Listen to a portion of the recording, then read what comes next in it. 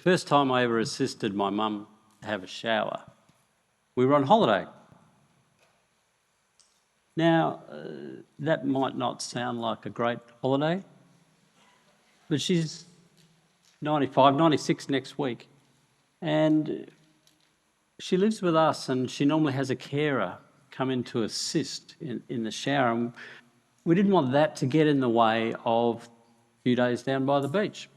And being a bloke, I thought, how hard can it be? The obvious barrier is seeing your parent without clothes on, and even though I'm a doctor and I see human bodies every day, I've seen thousands of them, I mean, we all know and should know more about what human bodies look like, there's still that barrier to get past. And whenever there's an emotional barrier or some imaginary problem in the way, I find it's good to make a list of steps. And if you just take step number 1, then before you know it, you're on your way. So I spoke to some professional carers as to how to do this properly and safely. And we began with a shower chair. They're waterproof. And that sits in the shower, so it's nice and safe and secure.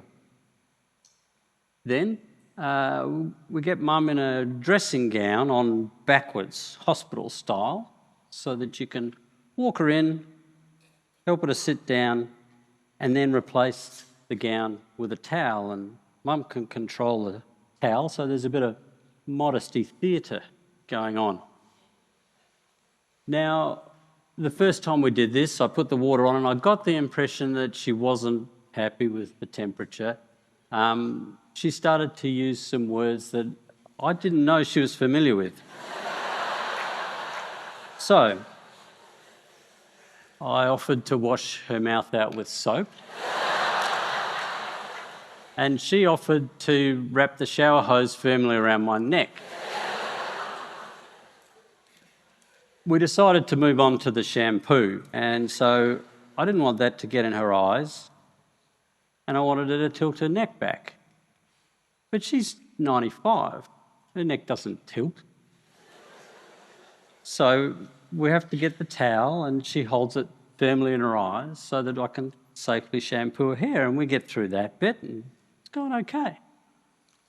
Then we get a sponge and put some liquid soap on there, and you have to use liquid soap that doesn't have fragrance in it, because the fragrance chemical further depletes the skin oils, which are already not enough in the elderly. They just don't make as much anymore. Skin becomes fragile and papery. It's more easy to tear, and we don't want to make that worse. And I'm getting to know my mum for who she is now, rather than the figure that's always been in my head. So she has the sponge and she does as much as she can herself, and I give her a bit of a hand where necessary, and then I give her a couple of minutes just to sit under the warm water flowing down, like most of us like to do. Of course, I'm not a professional carer, so I haven't got 7 of these to get done by lunchtime. We can take our time here. And then we get her dried off with the towel, other towels, and get prepared for the risky part of the procedure. So we both have non-slip shoes, and I assist her from the chair across a wet bathroom floor, making sure she doesn't slip and fall. I have to be prepared to intervene, not just be a witness who's there to watch her break a bone and then call an ambulance. I've got to be able to effectively help her get back on her feet at that point. Falls are one reason that our hospitals are getting so busy. And they're going to get busier because our population's getting older. At the moment, there's about 800 million people over the age of 65 in the world. But by 2050, that's going to double. The most frail group, 85 and older, in Western countries in that time frame, well, they're going to triple. So there's a lot of aged care to be provided, and our governments have put in place systems. There's home care support packages, like Mum has, where carers come in, and then there's residential aged care.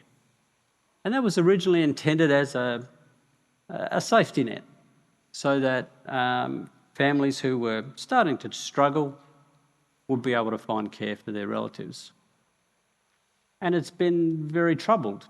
In 2017, a federal government minister, as the storm clouds were gathering around aged care, the minister said that there was evidence that 40% of the residents in aged care received no visitors other than staff.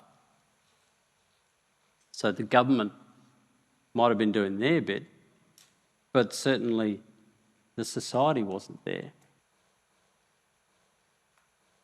The Royal Commission delivered its report, and it's an excellent report, and they knew that pretty much nobody would read it. So they put on the front cover, care, dignity and respect. They thought if nothing else, at least someone might notice the cover of this report.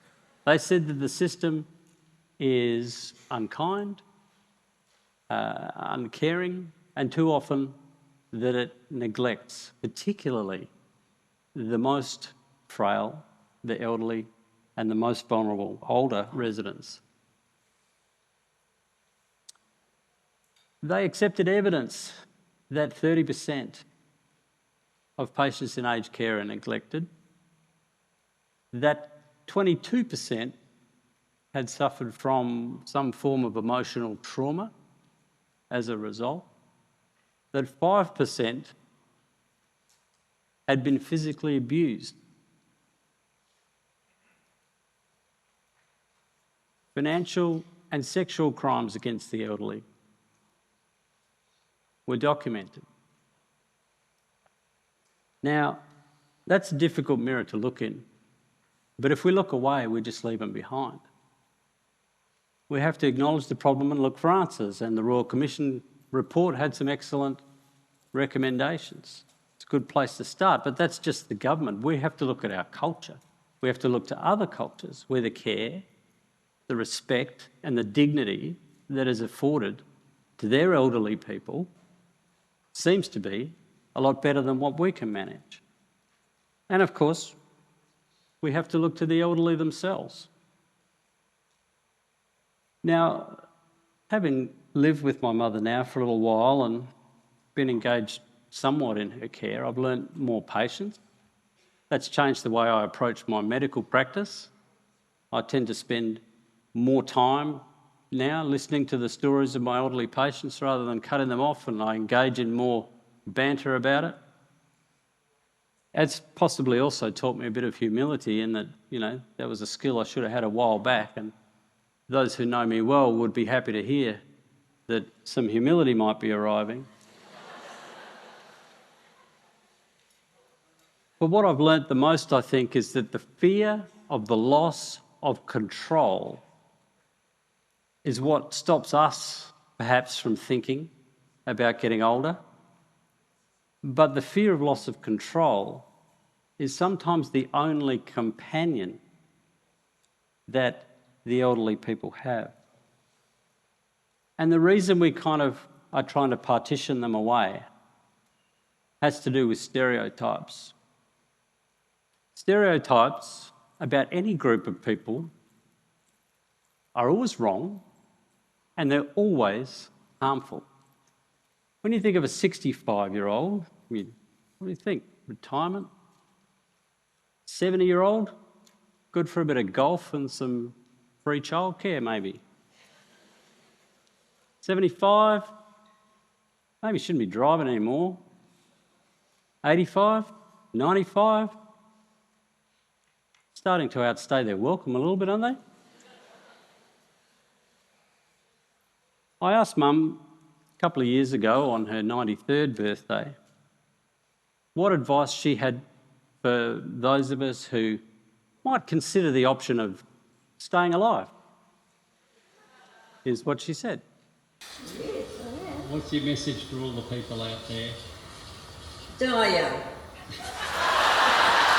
What's the secret to your success in living to such a ripe old age as 93? Smoking and drinking mainly. Men? Edward? Men? Oh, more's better.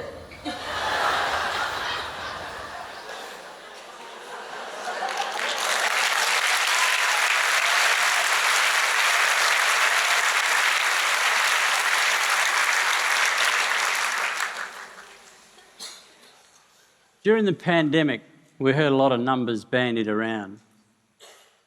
We shut down our community until we were vaccinated, and we had better results than most places in the world.